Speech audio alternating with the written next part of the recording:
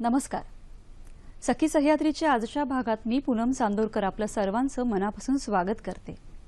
मंडळी, या उन्हाळ्यात आपण विविध पद्धतीने आपली स्वतःची काळजी घेत असतो, आजारांना आपल्यापासून दूर ठेवत असतो. पण मग या उन्हाळ्यात या मूक प्राण्यांची काळजी त्यांना न बोलता आपण कशी घेतली पाहिजे, या उन्हापासून त्यांचं संरक्षण कसं केलं पाहिजे, त्यांना होणाऱ्या आजारांपासून त्यांना कसं दूर ठेवलं पाहिजे, या महत्त्वाच्या विषयावर आज आपण चर्चा करणार आहोत. आजचा आपला विषय काय आहे ते पाहूया. आजचा आपला विषय आहे उन्हाळ्यातील पाळीव प्राण्यांची काळजी. आणि या महत्त्वाच्या विषयावर मार्गदर्शन करण्यासाठी अशी तज्ञ व्यक्ती आज आपण इथे आमंत्रित केली आहे. आज आपल्याबरोबर आहेत पशुवैद्यक तज्ञ डॉक्टर वैभव पवार. नमस्कार सर. नमस्कार. सखी सह्याद्री कार्यक्रमात तुमचं मनापासून स्वागत. डॉक्टर वैभव पवार यांचं pause and clause pet care clinic आहे. माननीय राज्यमंत्री पशुसंवर्धन, दुग्धविकास, मत्स्य उद्योग व वस्त्र उद्योग येथे ते विशेष कार्यकारी अधिकारी म्हणून कार्यरत आहेत. आज आपण त्यांच्याकडूनच या उन्हाळ्यामध्ये आपल्या प्राण्यांची काळजी कशी घेतली पाहिजे, त्यांना आजारापासून कसं दूर ठेवलं पाहिजे किंवा एकंदरीतच त्यांच्या आहाराची सुद्धा कशी काळजी घेतली पाहिजे, या सगळ्या विषयांवर चर्चा करणार आहोत. कार्यक्रमात तुमचा सहभाग आमच्यासाठी तितकाच महत्त्वाचा आहे. आम्हाला प्रश्न विचारण्यासाठी आमचे दूरध्वनी क्रमांक असे आहेत 24908050 24988050. मोबाईलवरून डायल करताना 022 हा एसटीडी कोड आहे. आजचा आपला विषय काय आहे ते पुन्हा एकदा पाहूया. आजचा आपला विषय आहे उन्हाळ्यात पाळीव प्राण्यांची काळजी. आणि या महत्त्वाच्या विषयावर मार्गदर्शन करण्यासाठी आज आपल्याबरोबर आहेत डॉक्टर वैभव पवार. सर, खूप महत्त्वाचा असा आणि खूप छान असा विषय आहे की उन्हाळ्यात पाळीव प्राण्यांची काळजी. म्हणजे एवढ्या कडक उन्हाळ्यात आपण आपली स्वतःची काळजी खूप छान पद्धतीने घेत असतो. म्हणजे वरचेवर पाणी पिणं किंवा आजारांपासून कसं दूर राहिलं पाहिजे हे तर आपण बघतोच. पण याचे मूक प्राणी असतात की ज्यांना खरंच बोलता येत नाही, पण ते न बोलता आपण समजून त्यांची काळजी कशी घेतली पाहिजे. खरं तर असे बरेच पाळीव पक्षी आहेत, पशु आहेत की जे माणसांनी पाळलेत आणि ते पूर्ण तऱ्हेने आपल्यावर अवलंबून असतात, पण त्याची उत्पत्ती मात्र जंगली पशूंपासूनच झालेली आहे. मग मुळात असं काही आहे का की आपण कुठले पशु पाळले पाहिजेत? बेसिकली आपण बघायला गेलं तर म्हणजे भारताच्या क्लायमेटला सूट होणारे पक्षी आणि प्राणी हे इकडे कमी प्रमाणात पाळले जातात किंवा ते अलाउड नाहीत पाळण्यासाठी. तर बऱ्याचशा अशी इतक्या क्रेजमुळे किंवा लोकांच्या बाकी गोष्टींमुळे बऱ्याचशा लोकांनी बाहेरून प्राणी आणि पक्षी इकडे आणले. तर त्यांना जनरली हवामान सूट होत नाही इकडचं, कारण की इकडे हे जे आपण राहतो हा भारत हा ट्रॉपिकल कंट्रीजमध्ये मोडतो आहेत. जसं सायबेरियन हस्की आहे जे तिकडे बर्फामध्ये गाड्या ओढतात, किंवा सेंट बर्नार्ड आहे जे तिकडे रेस्क्यू डॉग म्हणून वापर होतो त्यांचा, जर्मन शेपर्ड आहे. तर अशा बऱ्याचशा ब्रीड आहेत, पग आहे. तर त्यांना हे क्लायमेट सूट होत नाही, तर त्याच्यामुळे त्यांची विशेष काळजी घेण्याची गरज असते. बेसिकली आपल्या इथे आता 40 डिग्रीच्या पुढे तापमान गेले, तर त्याच्यामुळे बऱ्याच वेळेस होतं की त्यांना हे सहन न झाल्यामुळे त्यांना उष्माघातामुळे बरेचसे प्राणी मरण पावतात. बरं. तर बऱ्याच वेळेस याच्यात महत्त्वाचे मुद्दे असे आहेत की तुम्ही बेसिकली त्यांना बाहेर उन्हामध्ये घेऊन जाता कामा नये. पण सर, मला इथे अजून एक विचारायचं की जसं तुम्ही आता ह्या विविध डॉग म्हणजे कुत्र्यांच्या प्रजातींविषयी सांगितलं, पण असे कुठले प्राणी आहेत का की ती पाळण्याची आपल्याला मुभा आहे? म्हणजे सर्रास आपल्याकडे भारतात जर तुम्ही बघितलं असेल तर एक मांजर हाही पाळली जाते, कुत्रा आहे, किंवा काही ठिकाणी पक्ष्यांमध्ये बघितलं तर पोपट, कबूतर, किंवा बऱ्याच ठिकाणी जर तुम्ही असं बघितलं तर ससाही पाळला जातो. सर, त्यात असं काही आहे का? नाही, बेसिक लिगली जर बघितलं आपण तर आपण डॉग हा लिगली पाळू शकतो. तर त्याच्यामध्ये मांजरही पाळतात. बाकी जे प्राणी आहेत जसं पोपट झालं किंवा कासव झाले, तर त्याला असं लिगली कुठलीही परमिशन नाही आहे की तुम्ही पाळू शकता, कारण की ते माणसाळलेले प्राणी नाही आहेत किंवा ते पाळीव प्राणी म्हणू शकत नाही आपण, कारण की ते एक वाईल्ड लाईफमध्ये येतात, वाईल्ड लाईफ शेड्यूलमध्ये येतात. तर बेसिकली तुम्हाला डॉग आणि कॅट पाळण्याची मुभा आहे. आणि डॉगसाठी मुंबई महानगरपालिका किंवा इतर ज्या राज्यातल्या महानगरपालिका आहेत ते स्पेशल तुम्हाला लायसन्स प्रोव्हाइड करतात, जे लायसन्स दर एका वर्षाने रिन्यू होतं. त्या लायसन्सचं महत्त्व म्हणजे की जेव्हा तुम्ही तुमच्या डॉगला प्रॉपर वॅक्सिनेट लसीकरण करून आणि त्याची प्रॉपर काळजी घेऊन जर तुम्ही घरात ठेवत असेल तरच तुम्हाला ते पाळण्यास परमिशन आहे. अगदी खरं आहे. म्हणजे आता कारण की बेसिकली जो तुमच्या घरामध्ये डॉग आहे त्याच्यामुळे इतर कम्युनिटीला म्हणजे आजूबाजूला राहणार आहे परिसर आहे बाकीच्या लोकांना काही त्रास न होता तुम्ही ते ठेवू शकता म्हणून त्याच्यासाठी आहे. पण जसं आता आपण छान बोलतोय की ह्या उष्णतेमुळे किंवा ह्या गरमीमुळे गरम हवामानामुळे जसं आपल्याला त्रास होतो तसे ह्या पाळीव प्राण्यांना कोणता त्रास होतो त्याविषयी आपण बोलूया. आधी फोन घेऊया. प्रवीण केनी आपल्याशी बोलतायत मालाडवरून. नमस्कार. नमस्कार, बोला प्रवीणजी. माझ्याकडे एक महिनापूर्वीच मांजर आली. Hello sir. नमस्कार सर. हा नमस्कार, बोला. माझ्या घरी महिन्यापूर्वी एक मांजर आली आणि तिला आता पिल्ल झाली 4. बरोबर. हा, तर ती तुमचा प्रश्न सर विचारा प्रवीणजी. हा बोला. माझ्याकडे मांजर आली आणि तिला आता तिने आता 4 पिल्ल दिलेली आहेत. तर त्यांची आता कशी काळजी घ्यायची? ती माझी पाळवी मांजर नाहीये. बरोबर. परंतु तिला आम्ही ठेवून घेतले ते पिल्ल झाली म्हणून. बरं, धन्यवाद प्रवीणजी. जसं प्रवीणजींनी सांगितलं की त्यांच्याकडे अशीच एक मांजर आहे आणि तिला आता 4 पिल्लं झाली आणि आपण असं बहुतेक आपल्या महाराष्ट्रात भारतात बघू की बहुतेक ठिकाणी असेच मांजर किंवा पोपट असे प्राणी येतात आणि ते पाळले जातात. पण त्यांची काळजी कशी घ्यायची हे आपल्याला माहिती पाहिजे. काय सांगाल त्यांना तुम्ही? बेसिकली आता ही मांजर जी आली आहे तुमच्याकडे तर तिला जे पिलं 1 ते 1.25 महिन्यापर्यंत त्या आईच्या दुधावरतीच असणार आणि ती मांजर तुम्ही बाहेरही शोधू शकत नाही कारण की ती तुमच्यावरती आता डिपेंडंट आहे. ठीक आहे. त्या पिलांना पण बाहेर घेऊन जाऊ शकत नाही किंवा तुम्ही त्यांना बाहेर सोडूही शकत नाही कारण की ह्या गरमीमुळे ते सर्वाइव्ह होऊ शकत नाही. तर बेसिकली जोपर्यंत ते बाहेरचं म्हणजे जे कॅट फूड असतं किंवा बाहेरचं खाणं सुरू करत नाही तोपर्यंत तुम्हाला ते घरातच ठेवावं लागणार. तुम्ही त्यांना बाहेर कुठेही सोडू शकत नाही. आणि मोठं झाल्यानंतर तुम्ही त्या पिलांना खूप साऱ्या मुंबई आणि उपनगरामध्ये NGOs आहेत ज्या सेवाभावी संस्था आहेत ज्या प्राण्यांसाठी काम करतात. तर ॲडॉप्शन फेअर घेतले जातात मुंबईमध्ये. जसे आता मागे बँड्रामध्ये झाली, परेलमध्ये झाली.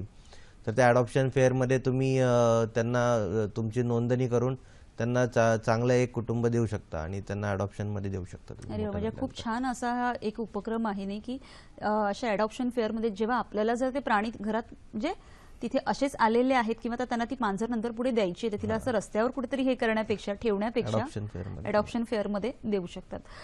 वैभवजी, या गरम हवामानामुळे जसं आपल्याला खूप त्रास होतो तसं त्या पाळीव प्राण्यांनाही खूप त्रास होत असेल. तो काय होतो नक्की, कोणता त्रास? बेसिकली आता मेन मुद्दा म्हणजे लोकांना बरेच म्हणजे पाळीव प्राण्यांविषयी खूप कमी माहिती आहे आणि हा विषय खूप म्हणजे विचाराधीन नाही किंवा लोक त्याचं जास्त हे करत नाही. तर मेनली जे डॉग आणि कॅट जे असतात त्यांना घामाच्या ग्रंथी नसतात. तर आपण जसं बाहेर फिरतो आपल्याला घाम येतो आणि आपल्या बॉडीचं टेम्परेचर रेग्युलेट होतं तसं डॉग आणि कॅट यांचं टेम्परेचर रेग्युलेट होण्यासाठी असा कुठलाही मेकॅनिझम त्यांच्या बॉडीमध्ये नसतो. तर थोड्याफार प्रमाणामध्ये पॅन्टिंग करून म्हणजे ते पॅन्टिंग करून जिभेनी सलायवा बाहेर एक्सक्रीट करून थोडंफार टेम्परेचर रेग्युलेट करतात आणि त्यांच्या फुटपॅडमध्ये काही थोडंसं मेकॅनिझम असतं ज्याच्यामुळे त्यांचं टेम्परेचर मेंटेन करतात. तर जसं ह्युमन इफेक्टिव्हली बॉडी टेम्परेचर उन्हात गेला थंडीत गेला तर मेंटेन करतो तो मेकॅनिझम थोडा पुअर असतो डॉग आणि कॅट्समध्ये बेसिकली. त्याच्यामुळे त्यांना तुम्ही एक्स्ट्रीम हीटला एक्सपोज करणं हे कधीही धोकादायक असतं. त्याच्यामुळे तुम्ही हा मुद्दा खरंच खूप छान आहे आणि ह्याच्यावर आपल्याला सविस्तर चर्चा करायची कारण आपला मुळात हे आहे की उन्हाळ्यात पाळीव प्राण्यांची काळजी कशी घ्यायची आणि ह्या उन्हाचा त्रास त्यांना होतो कसा होतो आणि कसा टाळायचा ह्याविषयी आपण आधी बोलूया. एक फोन आलाय तो आधी घेऊया. अनिल आपल्याशी बोलतात औरंगाबादवरून. नमस्कार. नमस्कार, मी अनिल मुंगेकर बोलतोय. नमस्कार पवारसाहेब. नमस्कार. हे पाळीव प्राण्यांमध्ये संकरित जे प्राणी पाळले जातात उदाहरणार्थ कुत्रे किंवा जर्सी किंवा होल्स्टीन गाई तर यांची काळजी घेण्यासाठी अगदी कमी खर्चामध्ये काय काय उपाययोजना करता येतील जे की शेतकरी किंवा सामान्य माणूस पण अफोर्ड करू शकेल? धन्यवाद अनिलजी. त्यांचा जो मुद्दा आहे खरं तर त्याच्यावर आपण सविस्तर पुढे बोलणारच आहोत. पण त्याच्या आधी हा जो तुमचा एक मुद्दा चालू होता की हवामानामुळे पाळीव प्राण्यांना जे जे त्रास होतात त्याविषयी तुम्ही बोलत होता की त्यांना तशा काही ग्रंथी नसतात की घामाद्वारे बॉडी टेम्परेचर रेग्युलेट होणार त्यांचं. तर मग बेसिकली आपण त्यांना एकदम एक्स्ट्रीम हीटला किंवा एक्स्ट्रीम कोल्डला एक्सपोज करणं हे चुकीचं आहे. म्हणजे आपल्यावरतीच तेवढी जबाबदारी आहे. म्हणजे त्यांना एकदम उन्हामध्ये त्यांना तुम्ही एक्सरसाइज करू शकत नाही. म्हणजे सूर्योदयानंतर आणि सूर्यास्तापूर्वी त्यांना बाहेर जे वॉक देतो तर ते अर्ली मॉर्निंग किंवा लेट नाईट ह्याच दरम्यान द्यायला हवा. दुपारच्या वेळेस दिलं तर ते बऱ्याच वेळेस काय होतं, पॅन्टिंग करून त्यांची एक थ्रेशोल्ड नंतर त्यांचं बॉडीची ती सिस्टीम कोलॅप्स होते आणि ते त्यांची बॉडी तेवढं टेम्परेचर डाऊन करू शकत नाही आणि ते कोलॅप्स होऊन इव्हन बरेचसे प्राणी आहेत जे मृत्युमुखी पडलेले आहेत ह्या गोष्टींमुळे. पण मग उन्हाळ्यात म्हणजे त्यांना ही जी उष्माघाताची लक्षणं म्हणजे आहेत ती नेमकी कशी ओळखायची आपण की त्यांना त्रास होतोय? हां, जनरली जेव्हा डॉग म्हणजे प्रॉपर हे जनरली तुम्ही उन्हात नेता किंवा ते खूप सारे एक्सरसाइज करतात, गरमी असते, तेव्हा त्यांचं पॅन्टिंग खूप जास्त वाढतं. पॅन्टिंग वाढतं, त्यांना वॉमिट सारखं होतं, त्याच्यानंतर कधी कधी लूज मोशन होतं, ब्लड लूज मोशन होतं, अंगावरती रेड कलरचे पॅचेस येतात. ह्या सगळ्या गोष्टी खूप केअरफुली आपण हे करायला पाहिजे, कारण की डॉग इतके एनर्जेटिक असतात. तुम्ही सपोज त्याच्याबरोबर बॉल बरोबर खेळतायत तर तो त्या एनर्जीमध्ये तो सगळं विसरून जातो की त्याची बॉडी किती एक्झॉस्ट झाली आहे, त्याच्या बॉडीला किती त्रास होतोय. मग तो त्या टेम्पोमध्ये त्याला लक्षात येत नाही, पण ती कंडिशन एकदम सिच्युएशनच्या बाहेर गेल्यावरती ते एकदम कोलॅप्स होतात. मग त्यावेळेस मालकाला सुद्धा समजत नाही आणि याच्याकडे त्याला तो पण स्वतःची बॉडी रिकवर करू शकत नाही. तर अशा वेळेस जे मालक आहेत तर त्यांनी प्रत्येक थोड्या थोड्या गोष्टीवरती लक्ष ठेवायला पाहिजे, पर्टिक्युलरली ह्या उन्हाळ्यामध्ये, की थोडं काही समजा तो लिथार्जिक वाटतोय, तो त्याचा बॅलन्स जातोय किंवा तो जास्त ओव्हर पॅन्टिंग करतोय, त्याचे डोळे लाल झाले, तर ह्या सगळ्या गोष्टी त्यांनी छोटी छोटी लक्षणं त्यांनी इग्नोर नाही करायला पाहिजे. म्हणजे रोजचे आपले हे जे पाळीव प्राणी आहेत आपल्या घरात ते कुठलंही छोटं लक्षण असेल तर त्याला असं इग्नोर न करता ते त्याच्यावर लक्ष दिलं पाहिजे, नाही का? पण मग असं काही आहे का की ह्या हवामानामुळे बाधित होणाऱ्या प्राण्यांच्या काही प्रजाती आहेत, म्हणजे ठराविक ह्याच प्राण्यांना त्रास होतो आणि आपल्याकडे काही स्लाइडही आहेत का? आणि सांगा. हां, ह्या पर्टिक्युलरली ब्रीड आहेत ज्या शॉर्ट नोज ब्रीड आहेत, आपण त्याला ब्रॅकिसिफॅलस ब्रीड बोलतो. त्याच्यामध्ये बेसिकली तुमचं पग आहे, पिकिनीज आहेत, बुलडॉग आहेत, तर बॉक्सर्स आहेत. तर ह्या ब्रीडला जनरली ते जेव्हा खूप जास्त पॅन्टिंग करतात तर त्यांचं रेस्पिरेटरी सिस्टीम एक थ्रेशोल्डपर्यंत पोहोचल्यानंतर त्यांचा हार्ट रेट कमी कमी व्हायला लागतो आणि ते त्यांना म्हणजे थोडक्यात कार्डियाक अरेस्ट म्हणू शकतात. ते सडनली तुम्ही एखाद्या पगला एक 10-15 मिनिटं दुपारच्या 1 वाजता 40 डिग्रीमध्ये फिरवाल तर तो कोलॅप्स होऊन मरू शकतो. अशी बरीचशी उदाहरणं आहेत आणि म्हणजे डॉक्टर वेटनरियनकडे नेण्या इतकाही टाइम त्यांच्याकडे नसतो. बरं, असं पण हे फक्त ह्याच आपण असे कोणते प्राणी म्हणजे त्यांच्यामध्ये जमाती आहेत की ते सर्व्हाइव्ह करू शकतात कुठल्याही कंडिशनमध्ये किंवा कुठल्याही वातावरणामध्ये या उन्हाळ्यात सुद्धा?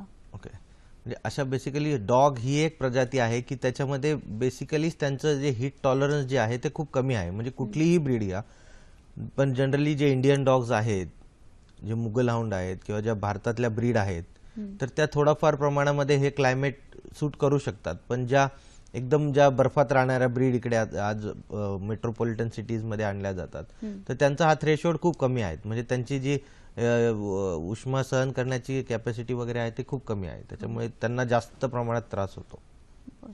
आणि वैभवजी, मगाशी अनिल मुंगीकर यांनी जो प्रश्न विचारला होता की संकरित प्राणी किंवा गायी, आणि गायींचा जो वर्ग आहे ज्यांना आपण शेतकऱ्यांचा एक मित्र म्हणू शकतो की म्हशी वगैरे, त्यांना कमी खर्चात त्यांची कशी काळजी घेतली पाहिजे? जसं आता आपण पाळीव प्राणी जेव्हा बोलतोय तसं आपण कुत्र्यांबद्दल बोलतो की त्यांची अशा पद्धतीने काळजी घेतली पाहिजे, पण हे प्राणी असे असतात की त्यांची मेहनतही खूप असते, शेतामध्ये राबत असतात आणि ह्या उन्हाळ्यामध्ये त्यांची स्पेशल काळजी कशी घेऊन त्यांचा आहार कसा संतुलित ठेवला पाहिजे त्याविषयी सविस्तर सांगा.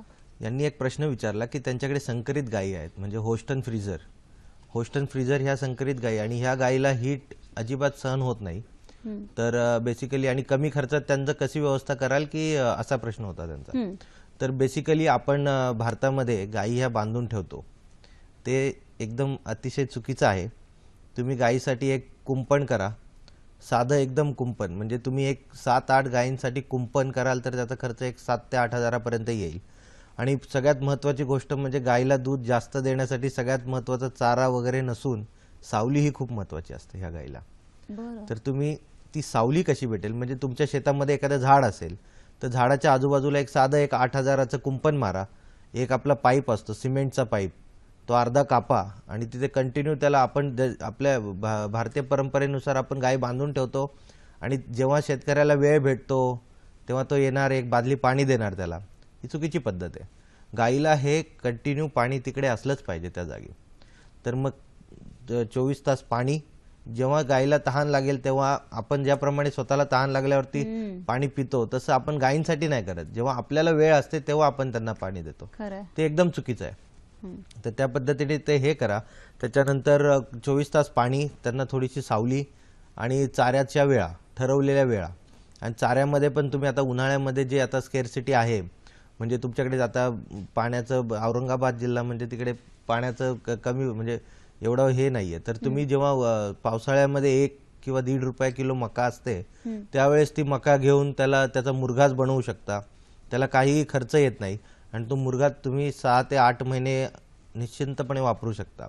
तर अशा प्रकारे म्हणजे बेसिकली तुम्ही जर गाईला फ्री सोडाल तर तिचा स्ट्रेस कमी होईल, तिचं दूध वाढेल, तिला पाणी, आणि दुधामुळे जनरली 90% हे पाणीच असतं, पाण्याचाच घटक असतो. त्याच्यामुळे तुम्ही जेवढं जास्त गाय पाणी पिणार, जेवढी स्ट्रेस कमी असणार तिला, तेवढं मिल्क प्रोडक्शन तिचं डेफिनेटली वाढेल. तर अतिशय महत्त्वाचा असा मुद्दा आहे. आणि अजून आपल्याला बाकीच्या विषय म्हणजे म्हैस किंवा बाकी बैल वगैरे त्यांच्याविषयी अजून त्यांची काळजी कशी घेतली पाहिजे याविषयी चर्चा करूया. एक फोन आलाय तो आधी आपण घेऊया. अर्जुन जाधव आपल्याशी बोलतात बीडवरून. नमस्कार. आमच्याकडे एक म्हैस आहे आणि ती 4 दिवसापूर्वी व्याली आणि ती काय होते, चारा कमी खाते.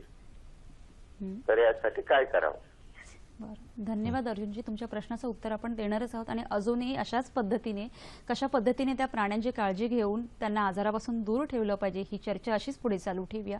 सर, आपल्या कार्यक्रमाला आपण सुरुवात करतोच आहोत, पण जसं इतर वेळेला काही कार्यक्रमात आम्ही टिप्स देत असतो, ह्यावेळेला आजचे आपले हे जे पाळीव प्राणी आहेत त्यांच्यासाठी काही टिप आहे का एखादी? छान. डॉगसाठी एक टिप देतो. जनरली आपण म्हणतो की जसं आपण घरातलं खातो तसं डॉगला पण आम्ही घरचंच जेवण देतो. पण बेसिक प्रिन्सिपल आपण बघायला गेलं ना तर डॉगचं जे पचनशक्ती किंवा त्याच्या शरीरातली जी जडणघडण आहे तर ती आपल्या शरीरातल्या जडणघडणीपेक्षा पूर्णतः वेगळी आहे. त्याच्यामुळे आपण जे आपल्या घरी खाणं बनवतो ते हे आपल्या रिक्वायरमेंटनुसार बनवतो. तर डॉगची रिक्वायरमेंट वेगळी असल्यामुळे बरेचसे जण घरातलंच खाणं देतात, त्यांनी बऱ्याचशा गोष्टी हार्मफुल होऊ शकतात. जसं एक उदाहरण देतो की चॉकलेट जे घरात रेडियली अवेलेबल असतं, मुलं आपले खातात, तर ते चान्सेस आहेत की डॉगला ते देऊ शकतात. पण चॉकलेटमध्ये थायोब्रोमिन नावाचा एक घटक असतो ज्याच्यामुळे डॉगला फिट्स येऊन तो मृत्युमुखी पडू शकतो. थोडीही क्वांटिटी जर तुम्ही दिली तर त्याच्या वजनानुसार त्याला ते खूप जास्त होणार आणि तो कोलॅप्स होऊ शकतो. मला असं वाटतं खूप महत्त्वाचं आहे की अजाणतेपणी आपण त्याच्या प्रेमापोटीही त्यांना ते देत असतो. अगदी खरं आहे. सर, विश्रांतीला जाण्यापूर्वी जसं औरंगाबादवरून आणि अर्जुन जाधव यांचा बीडवरून पण जो कॉल होता, तर एक त्यांची म्हैस 4 महिन्यांपूर्वी व्याली आणि आता उन्हामुळे 4 दिवसांपूर्वी आणि उन्हामुळे ती चारा आता कमी खाते, तर काय करता येईल? जनरली एक ही स्ट्रेस ही एक गोष्ट असते की त्याच्यामुळे प्रत्येक पाळीव प्राण्यांचं, कुत्रा झाला, मांजर झाली किंवा गाय झाली, म्हैस झाली, त्यांची एक भूक कमी होते. आणि ही 4 दिवसापूर्वी व्यायली आहे तर कदाचित तिला एक मिल्क फिवर नावाचा आजार असतो. तर त्या मिल्क फिवरमुळे त्यांच्या बॉडीतलं कॅल्शियम कमी होऊन त्यांना विकनेस येतो. तर ते एक कारण असू शकतं. तर त्यांनी पशुवैद्यकांना दाखवणं गरजेचं आहे. तिला काही ताप आहे का, तिची वैद्यकीय चाचणी करणं हे महत्वाचं आहे. कारण शोधणं महत्वाचं आहे. बरं, आपला एक पुढचा एक फोन घेऊया. भारत वावळ आपल्याशी बोलतात डोंबिवलीवरून. नमस्कार. नंतर आपण सखी शेतीमध्ये एक छानसं फोटोग्राफ दाखवला, त्यामध्ये 2 कुत्र्याची पिल्लं आणि मांजरं होती. त्याच्यावर आधारित माझा प्रश्न असा आहे सर की मुंबई पुण्यासारख्या शहरामध्ये फ्लॅट संस्कृतीमध्ये साधारणतः कुत्र्याची पिल्लं किंवा मांजराची पिल्लं पाळण्याची किंवा आवड म्हणून शक्यता असते वगैरे आहे. तर माझा प्रश्न असा आहे की यांना साधारणतः उन्हाळ्यामध्ये कुठल्या प्रकारचा त्रास होऊ नये म्हणून यांना कुठला पूरक आहार आवश्यक आहे. आणि त्याचप्रमाणे कदाचित हे प्राणी उन्हाळ्यामध्ये आजारी पण पडू शकतात, तर त्यामुळे आपल्या कुटुंबातील इतर व्यक्तींना काही संसर्ग होऊ शकतो का, त्यावर काय इलाज आहे यावर आपण प्रकाश टाकावा. धन्यवाद. धन्यवाद भारतजी. खूप छान असा त्यांचा प्रश्न होता की काही वेळेला आपली आवड म्हणून पाळली जाते, तर आता त्यांची खाण्यामध्ये काही विशेष काळजी घेतली पाहिजे. आणि सगळ्यात महत्त्वाचा मुद्दा असा आहे की ही एक भीती असते की बऱ्याचदा असंही म्हटलं जातं की कुत्र्यांचे किंवा मांजरांचे केस घरात पडतात इतस्त्र आणि त्याच्यामुळेही आपल्याला आजार होतात. तर ही पण माहिती कितपत खरी आहे? आता यांनी म्हटले की मुंबईमधल्या फ्लॅट संस्कृतीमध्ये ते डॉग वगैरे पाळतात, पाळीव प्राणी जे काय ते. तर आपल्याकडे ब्रीडचं एक क्लासिफिकेशन आहे, म्हणजे तुम्ही घरी पाळायच्या ब्रीड कोणत्या. जर तुमचं फार्म हाऊस आहे किंवा बंगला आहे तर त्याच्यामध्ये पाळायच्या ब्रीड कोणत्या, किंवा तुमच्या समजा काही म्हणजे त्याला त्याचे क्लासिफिकेशन असं आहे टॉय ब्रीड, जे आपण घरी पाळू शकतो, की जे आकाराने छोट्या असतात, त्यांची जी एक्सरसाइज आहे ती घरातल्या तेवढ्या जागेमध्ये ते फिरले तर त्यांचं पूर्ण व्यायाम वगैरे होतो. दुसरे आहे वर्किंग डॉग. तर वर्किंग डॉगमध्ये तुमचे येतात लॅब्राडॉर, जर्मन शेफर्ड, जे कम्पॅरेटिव्हली थोडे मोठे असतात, म्हणजे 20, 30, 40 किलोपर्यंत. तर त्यांच्यासाठी तुम्हाला वेळ द्यावा लागतो, म्हणजे सकाळी एक्सरसाइजला खाली नेणं किंवा त्यांची प्रॉपर एक्सरसाइज घरामध्ये होत नाही, त्यांना आउटडोअर एक्सरसाइज द्यावी लागते. तर मेन म्हणजे बेसिकली जे फ्लॅटमध्ये राहतात, मुंबईमध्ये छोट्या छोट्या फ्लॅट्समध्ये राहतात, तर त्यांच्यासाठी ऑप्शन आहे की तुम्ही टॉय ब्रीडसाठी जा. तर आपल्याकडे 1 किलोपासून 100 किलोपर्यंतचे डॉग अवेलेबल आहेत. 1-1.5 किलोचा चिवावा म्हणून एक छोटासा पॉकेट डॉग बोलतो आपण त्याला, तो तुम्ही पाळू शकता. आणि खायचं संदर्भात झालं तर मी मगाशी म्हटल्याप्रमाणे की तुम्ही जे आपण खातो, म्हणजे आपला जो आहार आहे तो हा कुत्र्याचा आहार नाहीये. म्हणजे आपण आपल्या घरात जो आहार बनवतो तो माणसाचा बनवतो, तो कुत्र्याचा बनवत नाही. एक तुम्हाला मला इथे प्रश्न विचारावा असं वाटतं की बऱ्याच आपल्या प्रेक्षकांच्या मनातली शंका असेल, जे प्राणीप्रेमी आहेत. जसं तुम्ही सांगितलं की आपला आहार कुत्र्याचा आहार नसतो, पण बऱ्याच वेळेला घरामध्ये आपण भात किंवा चपाती खातो, तसं ताट आपल्याप्रमाणे त्यांनाही दिलं जातं. हे चुकीचं आहे का? म्हणजे किंवा त्याचा त्यांना काही त्रास होतो का? बऱ्याचशा गोष्टी आहेत की ज्या डॉग खाऊ शकतात, पण बेसिकली आपण बघायला गेलं तर दूध म्हणजे कॉमनली, म्हणजे मी लहान असताना पण मला कोणी विचारलं तर कुत्रा काय पितो तर दूध, ते चुकीचं आहे. दुधामध्ये एक लॅक्टोज नावाची शुगर असते, तर ती शुगरसाठी जे आपल्या सलायवामध्ये ह्युमनच्या जे एन्झाईम्स असतात ते डॉगमध्ये ॲब्सेंट असतात. मग आपण जेव्हा डॉगला दूध देतो तर ते शुगर तशीच अनडायजेस्टेड शुगर स्टमकमध्ये जाते, त्यामुळे त्यांना लूज मोशन, वॉमिट वगैरे बऱ्याच गोष्टी होऊ शकतात. बेसिकली दूध हे डॉगमध्ये डायजेस्ट होत नाही, त्यामुळे दूध हे डॉगला नाही दिलं पाहिजे. त्याला लॅक्टोज इंटॉलरन्स असं म्हणतात. नंतर काही धान्य जे आहेत, म्हणजे बेसिकली तुम्ही एक गहू हे उदाहरण घ्याल तर त्याच्यामध्ये ग्लुटेन नावाचं एक प्रोटीन असतं, तर त्या ग्लुटेन नावाच्या प्रोटीनमुळे बऱ्याचशा स्किन ॲलर्जीज वगैरे होऊ शकतात. तर त्या स्किन ॲलर्जीजमुळे आणखी जास्त त्रास होऊ शकतो. तर बऱ्याचशा डॉगला ते ग्लुटेन सूट होत नाही, दॅट इज ग्लुटेन इंटॉलरन्स. तर काही अशा गोष्टी आहेत की ज्या आपण अवॉइड करू शकतो. जे आपण खातो त्या डॉगला नाही द्यायला पाहिजे. आणि आपण ज्या खातो त्या डॉगला चालणाऱ्या गोष्टींपैकी आहे की तुम्ही बॉइल्ड एग देऊ शकता, तुम्ही भात देऊ शकता, तुम्ही इडली वगैरे कधी देऊ शकता, बोनलेस चिकन देऊ शकता, बॉइल्ड बोनलेस चिकन, त्याच्यामध्ये बाकी मसाले वगैरे ते न टाकता, त्यांच्यासाठी सेपरेट. किंवा मग सगळ्यात सोपं म्हणजे आता कमर्शियली डॉग फूड अवेलेबल आहे, तो एक बेस्ट ऑप्शन आहे. म्हणजे मुंबईमध्ये बघितलं तर सगळेजण बिझी असतात, तर डॉग फूड हा एक चांगला पर्याय आहे. त्याच्यामुळे त्यांना संतुलित आहार भेटतो, सगळ्या गोष्टी त्यांना भेटतात, त्याच्यामुळे तो एक ऑप्शन आहे. तर त्याच्यामुळे बाकी सगळा त्रास आणि त्यांना काही हानी ते सगळं कमी होऊ शकतं. वैभवजी, मगाशी जो औरंगाबादवरून एक कॉल होता आणि आपली चर्चा तेव्हा तशी चालूच होती की जसं तुम्ही गायींविषयी सांगत होता, कारण की शेतकऱ्यांचा आणि तो खूप महत्त्वाचा असा मुद्दा आहे, तो मुद्दा आधी आपण इथे पूर्ण करूया की त्यांना तसं हवं तेव्हा 24 तास प्यायला पाणी उपलब्ध करून देणं आणि मोकळ्या एका कुंपणात सोडणं. तसं म्हशींविषयी पण असं काही आहे का की त्यांचीही एक दूध देण्याची जास्त प्रक्रिया किंवा त्यांचाही आहार त्यांना संतुलित आणि अशा पद्धतीने त्यांनाही मोकळ्या कुंपणात ठेवण्याची गरज असते का? आपण म्हशींसाठी जसं गायींसाठी मी तुम्हाला सांगितलं, तर म्हशींसाठी सेम व्यवस्था आपण करू शकतो. तुम्ही एक कुंपण करून, मी थोडंसं इलॉबरेट करून सांगतो, हा विषय खूप महत्त्वाचा आहे शेतकऱ्यांच्या दृष्टीने. तर त्या गोष्टींमध्ये तुम्हाला त्याचं शेण काढावं लागत नाही, आतमध्ये जावं लागत नाही. एक माणूस 8 ते 10 म्हशी दिवसातले फक्त 2 तास देऊन सांभाळू शकतो, त्याचे बाकीचे रुटीन कामं करून. त्याच्यामध्ये मेन तुमचं चाऱ्याचं नियोजन आलं. चाऱ्याचं नियोजन हे उन्हाळ्यामध्ये जेव्हा 1 ते 1.5 रुपये किलो मका असते, त्यावेळेस तुम्ही तो मुरघास बनवू शकता आणि तो पुढचे 6 ते 7 महिने वापरू शकता. अमेरिकेसारख्या देशामध्ये 6 महिने बर्फ असतं आणि 6 महिने फक्त तिथे शेती होते, तरी पण तिकडचे जे मिल्क प्रोडक्टिव्हिटी आहे, म्हणजे जे गाया दूध देतात. आणि बऱ्याचशा लोकांची एक शंका असते, जसं त्यांनी विचारलं, त्यांच्याकडे संकरित गायी आहेत, तर ती तिच्या म्हणजे त्यांना खरंच खूप जास्त त्रास असतो हीटचा, पण आपण प्रॉपर त्यांना व्हेंटिलेशन दिलं, प्रॉपर सावली दिली, तर तो त्रास कमी होऊ शकतो. आज महाराष्ट्रामध्ये संकरित गायी आहे की ज्या 50 ते 60 लिटर दिवसाला दूध देतात. त्या गायी महाराष्ट्रामध्ये आज आहेत. तर त्यांच्यासाठी 24 तास पाणी उपलब्ध करून, फक्त तुम्ही एवढा जरी प्रयोग केला ना, तुम्ही एक साधा पाईप जो असतो सिमेंटचा, तो कापून फक्त ठेवला, त्याला काही खर्च येत नाही, आणि 24 तास जर त्यांना पाणी दिलं आणि त्यांना मोकळं सोडलं, म्हणजे त्यांना जेव्हा वाटेल तेव्हा ते जाऊन पाणी पिणार, त्याच्यामुळे त्यांचा स्ट्रेस कमी होईल आणि एका गायीमागे नक्कीच त्यांचं एक 10% दूध उत्पादन वाढेल.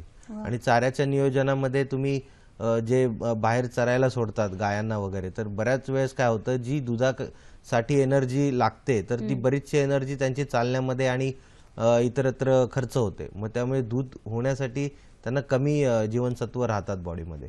तर त्या अनुषंगाने तुम्ही त्यांना एक मुक्त गोठा पद्धती म्हणतात, संकल्पना आपण संकल्पना आहे, छोट्याशा खूप सुंदर संकल्पना. आणि म्हणजे कमी खर्चामध्ये हा जर प्रयोग करून बघितला तर नक्कीच आपल्या शेतकरी बांधवांना त्याचा खरंच खूप फायदा होईल. मला माझा पुढचा मुद्दा असा आहे की उष्माघातामुळे आपण घरच्या घरी प्राथमिक उपचार काय करू शकतो, म्हणजे ह्या सगळ्या पाळीव प्राण्यांसाठी? जेव्हा त्याच्या मालकाला उष्माघाताची थोडीही लक्षणं दिसतील, म्हणजे तो समजा बाहेर घरच्या घरी म्हणण्यापेक्षा जिकडे त्याला उष्माघाताची लक्षणं दिसतील, सपोज तुम्ही त्याला बाहेर वॉकिंगला नेलेलं आहे समजा रस्त्यावरती, उष्माघाताची लक्षणं दिसल्यावरती प्रथम त्यांनी त्या एक चांगली सावली शोधून त्या डॉग किंवा जो ॲनिमल असेल त्याला सावलीमध्ये न्यायला हवं. त्याच्यानंतर सोबत एक पाण्याची थोडी थंड पाण्याची बॉटल कॅरी करायला हवी. ती बॉटल त्याच्या डोक्यावरती किंवा अंगावरती थोडंसं स्प्रे करायला हवं आणि त्याला थोडं पाणी प्यायला द्यायला हवं. ही सगळ्यात प्राथमिक लक्षणं आणि डिपेंड ऑन दी सिव्हिरिटी, म्हणजे त्या किती आहे, तो पूर्ण कोलॅप्स झाला आहे का किंवा काय आहे, तसं मग ते करून थोडे लक्षणं व्यवस्थित झाल्यानंतर त्याला तात्काळ पशुवैद्यकाकडे नेणं आवश्यक गरजेचं आहे. पण असं मी म्हणेल की उन्हाळ्यातच नाही पण इतर वेळेला जसं माणसांचे मूड असतात वेगवेगळे, तसे आपले ह्या प्राण्यांचे पण काही मूड असतात का? बरे एकदम अगदी बरोबर आहे की जेव्हा तुम्ही बरेचसे प्राणी जे असतात, जेव्हा तुम्ही बाहेर निघता घरातून जाण्यासाठी, तर तेव्हा प्राणी हे घरातून बऱ्याच डॉग हे ओनरला जाऊन देत नाही, त्यांची पॅन्ट खेचत बसतात. अशाही बऱ्याचशा गोष्टी असतात. म्हणजे जेव्हा एखादा त्याचा मालक जवळ आला 1 किलोमीटर, तर त्या डॉगला तेवढं सेन्सेशन होतं. आणि समजा एखादा तो ओरडलाय, समजा एखादा मालक ओरडला, चल रे आज तू मला खूप त्रास दिलास चल, आणि एखादा फटका दिला, तो डॉग रुसून बसणार. म्हणजे हे सगळे इमोशन्स जे असतात ना, ते स्वतः जे कोणी डॉग स्वतः ज्यांनी पाळलाय तोच सांगू शकतो. कारण की बरेचसे लोक असतात की जे बाजूच्या घरात डॉग आहे म्हणून ते स्वतःच्या घरी पाळतात, तर त्याला महत्व नाही. तुम्ही जेव्हा स्वतः तुम्हाला थोडाफार इंटरेस्ट आहे डॉगमध्ये आणि तुम्ही त्याला हे पाळाल तर तुम्ही एन्जॉय करू शकता. अगदी खरं आहे, खूप छान. म्हणजे जसे आपले मूड असतात वेगवेगळे तसे त्यांचेही मूड असतात आणि ते सगळे मूड सांभाळणं ही त्यांची काळजी घेणे तितकंच महत्त्वाचं आहे. चर्चा अशीच पुढे चालू ठेवूया. सर, चर्चेला सुरू करण्यापूर्वी आपली एक टिप्स जाणून घेण्यापूर्वी एक फोन घेऊया. संदीप कोळी आपल्याशी बोलतायत सोलापूरवरून. नमस्कार. नमस्कार, बोला. माझ्याकडे पॉमेलियन कुत्रा आहे, त्याला खाण्यासाठी काय द्यावं, काय अवॉइड करावं? अजून तो कुत्रा खूप तूप साखर असं खूप खातो, तो द्यायचं का अवॉइड करायचं एवढं विचारायचं. बरं, धन्यवाद संदीपजी. वैभवजी, त्यांना उत्तर देण्यापूर्वी आपली एक छानशी टिप्स होऊन जाऊ दे. बेसिकली शेतकरी वर्ग जो आहे तर तो आपल्या गाईंना किंवा यांना खूप प्रेमाने सांभाळतो, सगळ्या गोष्टी करतो आणि सकाळी एक 5-5:30ला उठून ते दूध काढायला जातात. तर दूध काढताना काय करतात, म्हणजे झोपेतच असतात. आपण पण सकाळी झोपेत असताना ते दूध काढतात आणि शेवटचं ज्याला स्ट्रिपिंग्स बोलतो आपण, लास्ट स्ट्रिपिंग्स, रेसिड्युअल मिल्क बोलतो, जे शेवटी ते तसंच राहतं. तर ते राहिल्यामुळे जी फॅट असते दुधातली ती वरती राहते, ते आडरमध्ये ती तशीच राहते. त्यामुळे जो शेतकरी ते दूध जेव्हा डेअरीमध्ये घेऊन जातो तर त्याचं नेहमी फॅट हे कमी भरतं. तर माझं एकच आव्हान आहे सगळ्या ज्यांच्याकडे 10 जनावरं आहेत, म्हणजे जे मिल्किंग ॲनिमल 10 आहेत त्यांच्याकडे, त्यांनी मिल्किंग मशीनचा वापर करा. त्यांच्या दुधाची फॅट वाढेल, प्लस कम्प्लीट मिल्किंग झाल्यामुळे गायी आणखी जास्त म्हणजे दूध उत्पन्न वाढेल आणि त्यांना जास्त नफा होईल, काहीही न करता, एक्स्ट्रा काहीही न करता. कारण की आपण जे हाताने दूध काढतो त्यांनी ते स्तनाला इजा होऊ शकते आणि त्याचं फॅट पर्सेंटेज पण कमी होतं. पण त्या मिल्किंग मशीनमुळे त्याची क्षमता वाढू शकते. दूध वाढणार, दुधाचं फॅट वाढणार, जे फॅट आपल्या नकळत चुकीमुळे ते आतमध्येच राहतं. हे म्हणजे खूप कॉमन प्रॉब्लेम आहे आणि बऱ्याच लोकांना हे माहीत नाही की आपल्या गाईचं फॅट कमी का येतं आपण जेव्हा डेअरीवरती ते दूध घालतो. खरंच खूप महत्त्वाचा असा एक मुद्दा आहे. आता आपल्याला जो संदीप कोळींजींनी जो प्रश्न विचारला होता की त्यांच्याकडे तो पॉमेलियन डॉग आहे, तर त्याला काय खायला द्यावं, काय देऊ नये, आणि त्याला तूप जास्त आवडतं, तूप साखर, तर ते दिलेलं चांगलं आहे का? जनरली डॉगमध्ये ना टेस्ट इतकी महत्वाची नसते, त्यांना टेक्स्चर हे खूप महत्वाचं असतं. म्हणजे तुम्ही एक उदाहरण द्यायचं झालं तर आपला जो जेनेटिकली मॉडिफाईड टोमॅटो जो असतो, म्हणजे आपण त्याला हायब्रिड टोमॅटो म्हणतो, तर त्याच्यामध्ये फ्रॉगच्या थाय मसलचा जीन इन्कॉर्पोरेट केलाय. म्हणजे जेव्हा तुम्ही तो ओपन करता टोमॅटो, तर तो एक फ्लेश सारखा दिसतो, म्हणजे मांसासारखा दिसतो, तर तो आवडीने खातो. पण टोमॅटो हे डॉगला नाही द्यायला पाहिजे, आणि ओनर जे काही देतो ते डॉग आवडीने खातो. ठीक आहे. तर बऱ्याचशा गोष्टी ज्या असतात, कारण की माणसाशी जर कंपॅरिझन कराल तर माणसामध्ये 1,00,000 टेस्ट बर्ड असतील तर डॉगमध्ये फक्त 1,000 असतात. म्हणजे तुम्ही त्याला काय खायला देता त्याची चव त्याला जास्त काही कळत नाही, फक्त त्याचं जे टेक्स्चर असतं ते इम्पॉर्टंट आहे. तर काय खायला देऊ शकता तुम्ही डॉगला? तुम्ही डॉगला बॉइल्ड बोनलेस चिकन देऊ शकता विदाऊट मसाले, राईस देऊ शकता, उकडलेली अंडी देऊ शकता. काही डॉग उकडलेल्या फळभाज्या वगैरे खातात, आणि काही नाही द्यायला पाहिजे तर कुठलेही सीड्स असलेली फ्रुट्स, म्हणजे तुमचं कलिंगड झालं, मोसंबी झालं, ह्या गोष्टी नाही द्यायला पाहिजे. त्याच्यानंतर चिकन बोन्स झाले, चिकन बोन्स नाही द्यायला पाहिजे, कारण की चिकन बोन्स हे खूप शार्प असतात, तर त्याच्यामुळे त्यांच्या अन्ननलिकेला वगैरे इजा होऊ शकते. तर चिकन बोन्स वगैरे अवॉइड करायला पाहिजे. त्याच्यानंतर मिल्क अवॉइड करायला पाहिजे. त्याच्यानंतर साखर, जे गोड पदार्थ आहेत ते अवॉइड करायला पाहिजे. ओके, म्हणजे त्यांनी जे तूप आणि साखर सांगितलं तर ते ते नाही द्यायला सुद्धा पाहिजे. न दिलेलंच बरं, म्हणजे त्यांच्या मनातील शंका म्हणजे दूर त्याच्यामध्ये त्यांना काही न्यूट्रिटिव्ह असं काही भेटणार नाही. म्हणजे त्याचं पोट भरेल पण त्याच्या म्हणजे न्यूट्रिटिव्ह होणार नाही. मग बरेचसे म्हणतात आमच्या डॉगचे केस गळतात भरपूर किंवा हे करतात, तर त्याला प्रॉपर न्यूट्रिशन न भेटल्यामुळे या सगळ्या गोष्टी आपल्याला हे होतं. खरंय. वैभवजी, या उष्ण हवामानात काय गोष्टी टाळायला पाहिजेत या प्राण्यांच्या बाबतीत? आपल्याकडे छान स्लाइड आहे. उष्ण हवामानामध्ये बेसिकली डॉगला कधी उन्हामध्ये बाहेर घेऊन जाऊ शकत नाही तुम्ही, म्हणजे ते अवॉइड करायला पाहिजे. तुम्ही एकतर मी सांगितल्याप्रमाणे एकतर अर्ली मॉर्निंग म्हणजे सकाळी 6 वाजता वगैरे, आणि लेट नाईट अशा पद्धतीने तुम्ही न्यायला हवं. त्याच्यानंतर डॉगला सगळ्यात बेसिकली काय होतं की आपण डॉगला सोबत घेऊन कुठे मॉलमध्ये जातो किंवा एखाद्या दुकानामध्ये जातो, तर आणि त्याला कारमध्ये बंद करतो. तर मी सांगितल्याप्रमाणे त्याला त्यांचं जे टेम्परेचर, बॉडीचं टेम्परेचर मेंटेन करण्याची जी त्याच्यामध्ये हे असते मेकॅनिझम असतो, तो खूप वीक असतो डॉगमध्ये. म्हणजे डॉग सहजासहजी त्याच्या बॉडीचं, जसं माणूस घाम येऊन त्याचं टेम्परेचर रेग्युलेट करू शकतो तसं डॉग नाही करू शकत. तर तुम्ही त्याला गाडीमध्ये बंद करणार, भले काचा थोड्या उघड्या जरी असतील, बंद करणार आणि तुम्ही जाल तर ते खूप चुकीचं आहे. आणि डॉगला दुपारच्या वेळेस म्हणजे गार्डन मध्ये वगैरे किंवा तुम्ही एक्सरसाइज कराल किंवा मुलांबरोबर आज सुट्टी आहे सपोज, तर खेळायला जाल, तर तुम्ही बॉल फेचिंग वगैरे एक्सरसाइज ज्या खूप हायली मतलब दमवणाऱ्या असतात, एनर्जी लागते, तर अशा वेळेस डॉग कोलॅप्स होऊ शकतात. त्याच्यामुळे एक्सरसाइज पूर्णपणे अवॉइड करायला पाहिजे. उन्हामध्ये डॉगला फिरवायला नेणं चुकीचं आहे, आणि कारमध्ये त्याला लॉक करू नका. ज्या गोष्टी करायला पाहिजे त्या तर आपण बघूया. एक फोन घेऊया. रवींद्र कुडाळकर आपल्याशी बोलतात पुण्यावरून. नमस्कार. नमस्कार, मी रवींद्र कुडाळकर पुण्यावरून बोलतोय. माझे 2 प्रश्न आहेत. पहिला प्रश्न असा आहे की जसं मनुष्याच्या आहारामध्ये भेसळ झालेली असते किंवा होऊ शकते, तशा प्रकारची भेसळ व्हायची शक्यता प्राण्यांच्या आहारात देखील असते का, आणि मग तसं असेल तर त्यासंबंधी काय काळजी घ्यावी. दुसरा प्रश्न असा आहे की अनेक लोक कामानिमित्त किंवा फिरण्यानिमित्त बाहेर जातात ज्यांच्याकडे प्राणी असतात. आता अशा पण सोयी सुविधा उपलब्ध झालेल्या दिसतात की प्राण्यांसाठी देखील प्रोफेशनल हॉस्टेल निघालेले आहेत, वसतिगृह निघाले आहेत. अशा हॉस्टेलमध्ये प्राण्यांचे आरोग्य, आहार, स्वच्छता या संबंधीच्या दक्षतेसंबंधीचे काही नियम असलेली नियमावली, आचारसंहिता असते का? धन्यवाद. धन्यवाद रवींद्रजी. त्यांचे जे 2 प्रश्न आहेत, त्यांचा जो पहिला प्रश्न आहे की जसं आपल्या अन्नामध्ये भेसळ चालू असते तसं त्यांच्याही अन्नामध्ये भेसळ होते का, म्हणजे असं काही तुम्हाला जे कमर्शियली अवेलेबल डॉग फूड आहे तर त्यांचे ते FDA नॉर्म्स मधून स्ट्रिक्टली ते फॉलो केले जातात. पण बऱ्याचशा गोष्टी असतात, म्हणजे कधी कधी पॅकेटला एखादं पिन होल होतं किंवा कधी कधी एक्सपायरी पॅकेट आपल्याकडून बघितलं जात नाही, तर ती आपली इंडिव्हिज्युअल स्वतःची जबाबदारी राहते की तुम्ही ओपन करून त्याचं काही स्मेल चेंज झालाय का, त्याच्यामध्ये आळ्या आहेत का. तर हे टेक्निकल गोष्टी आहेत, म्हणजे कुठे पंक्चर झाल्यामुळे वगैरे होऊ शकतं. पण अशा वेळेस तुम्ही त्याच्याकडे तुमच्याकडे हे आहे की तुम्ही पॅकेटच्या मागे त्यांचा हेल्पलाईन नंबर असतो, आणि जर तुम्ही कंपनीला त्याचं रितसर तक्रार केली तर त्याचं तुम्हाला पूर्ण कंपन्सेशन दिलं जातं, आणि किंवा ती बॅग तुम्हाला रिप्लेस करून दिली जाते. त्याच्यामुळे त्या भेसळ म्हणता येणार नाही त्याला, पण टेक्निकल गोष्टींमुळे फूड खराब होऊ शकतं. तर आपली जबाबदारी राहील की त्याची एक्सपायरी डेट आणि एकदा बॅग ओपन केल्यानंतर आतमध्ये एक एक्झामिनेशन आपण करायला म्हणजे लगेच त्याला ते खायला न देता आपण ते हो, बघणं एकदा तेवढंच बघणं गरजेचं आहे. आणि त्याचा दुसरा जो प्रश्न होता की आता बरेचसे डॉग हॉस्टेल वगैरे असे निघालेले जेव्हा आपण बाहेरगावी जातो ती सोय आता उपलब्ध आहे, पण तिथे स्वच्छता, आहार, आरोग्य ह्याची काटेकोरपणे पाहणी केली जाते का? अशी कुठलीही आता सध्या अथॉरिटी नाहीये की जी याला गव्हर्न करणारी काही कोणतीही अथॉरिटी नाहीये.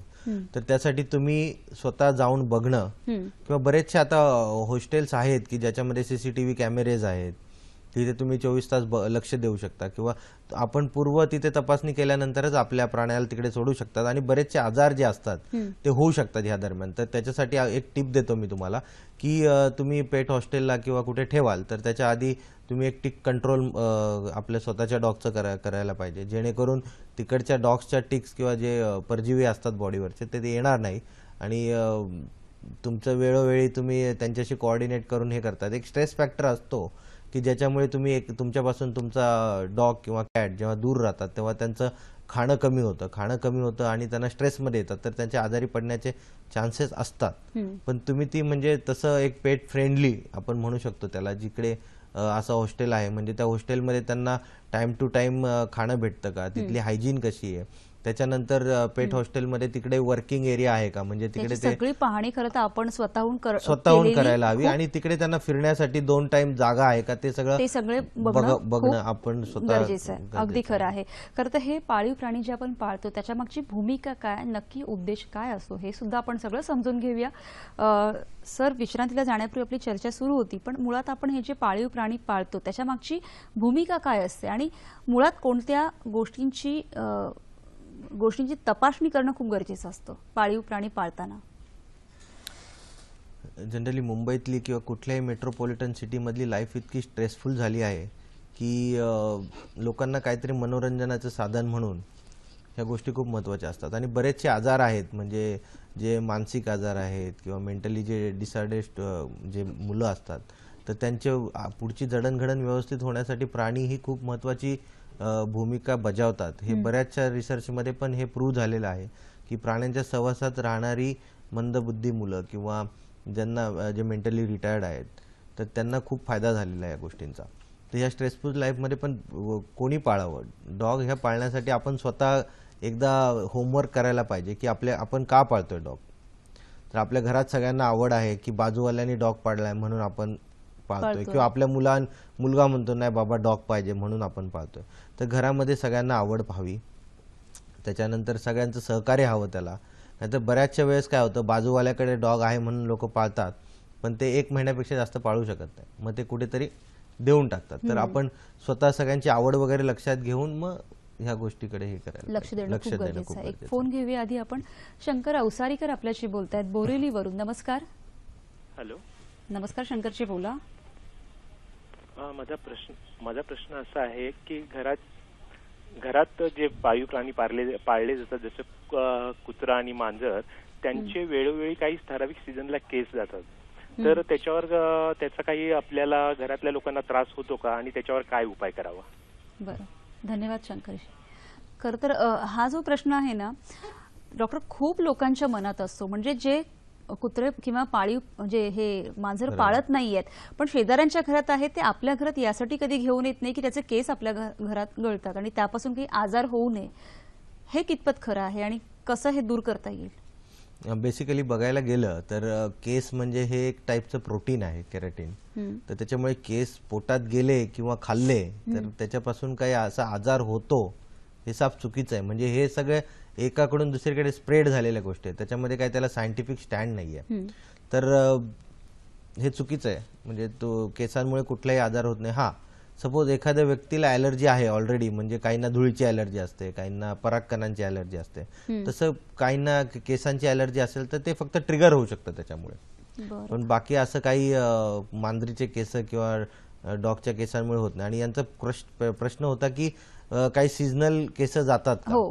तर जनरली कसं आहे, जेव्हा क्लायमेट गरम होतं किंवा क्लायमेट थोडंफार चेंज होतं तर हे जे शेडिंग असतं दॅट इज रुटीन शेडिंग, तर त्याच्यामुळे केस जाऊ शकतात. पण आपल्या भारतामध्ये केस जाण्याचं म्हणजे मुंबईसारख्या ठिकाणी केस जाण्याचं एक महत्त्वाचं कारण म्हणजे इथलं क्लायमेट.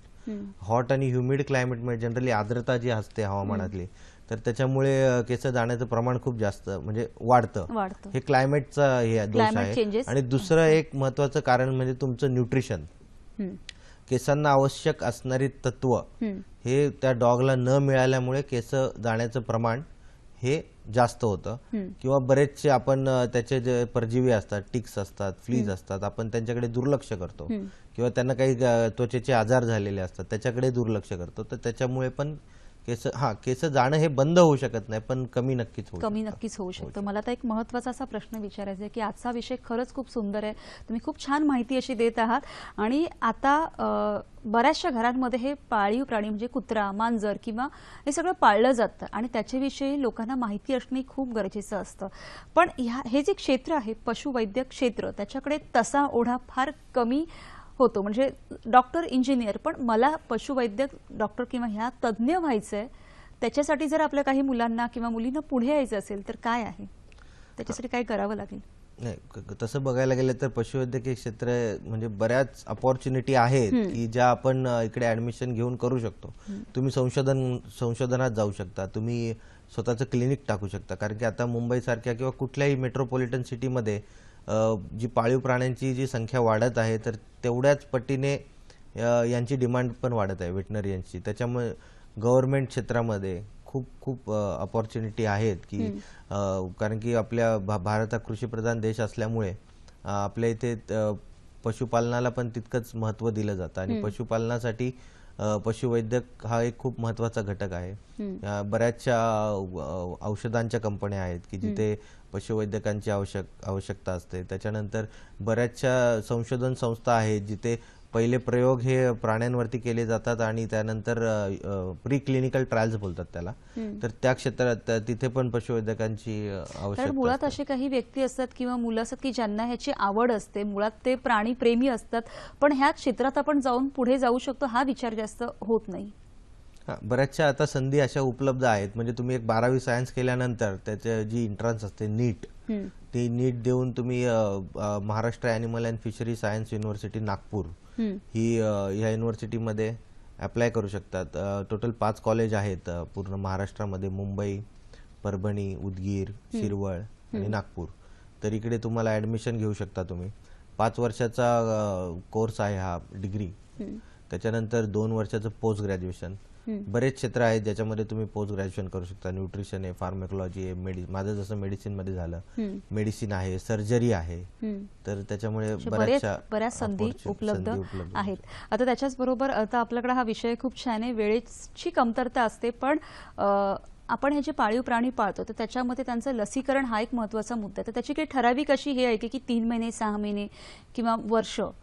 आणि त्याच्याच पुढचं मला असं आहे की हे जे आपल्या घरातले प्राणी तर त्यांना कधी कधी सर्रास आईस्क्रीम किंवा आता आंब्यांचा सीझन आहे तर आंबेही खायला दिले जातात, किंवा कधी कधी घरामध्ये ह्या बाहेर उष्णता आहे, गरमी आहे, तर एसी मध्ये ठेवलं जातं. हे सुद्धा त्यांना कितपत मानवणारं आहे? आता हे एसी मध्ये ठेवलं जातं म्हणजे एसी हे जनरली तुम्ही जर टेम्परेचर 26, 27 असं ठेवाल तर ते प्लीजंट टेम्परेचर असतं. म्हणजे त्या टेम्परेचरमध्ये सगळ्यांची वर्क एफिशियन्सी वाढते. आपल्या बॉडीला जास्त कष्ट घ्यावे लागत नाही टेम्परेचर वरती खाली मेकॅनिझमसाठी. तर त्याच्यामुळे एसी मध्ये तुम्ही ठेवू शकता. पण टेम्परेचर व्हेरिएशन मी म्हटल्याप्रमाणे तुम्ही एकदम चिल्ड एसी मध्ये ठेवाल आणि त्याला एकदम एक्स्ट्रीम हीट मध्ये आणाल तर तो मेकॅनिझम कमकुवत असल्यामुळे प्राण्यांमुळे त्यांना त्रास होऊ शकतो. त्यामुळे तुम्ही एक प्लीजंट क्लायमेट ठेवू शकता दिवसभर, पण एकदम चिल्ड मधून एकदम गरम नाही आणू शकत. आणि त्यांना जे खाण्याचे हा जो प्रकार आहे, कधी आईस्क्रीम किंवा काय, ते ह्या गोष्टी म्हणजे तो खातोय म्हणून त्याला देणं योग्य नाही. मी तुम्हाला सांगितल्याप्रमाणे डॉग खातो, पण त्याला चव जास्त कळत नसल्यामुळे आपल्या प्रेमापोटी तुम्ही काहीही द्याल तर तो खाणार.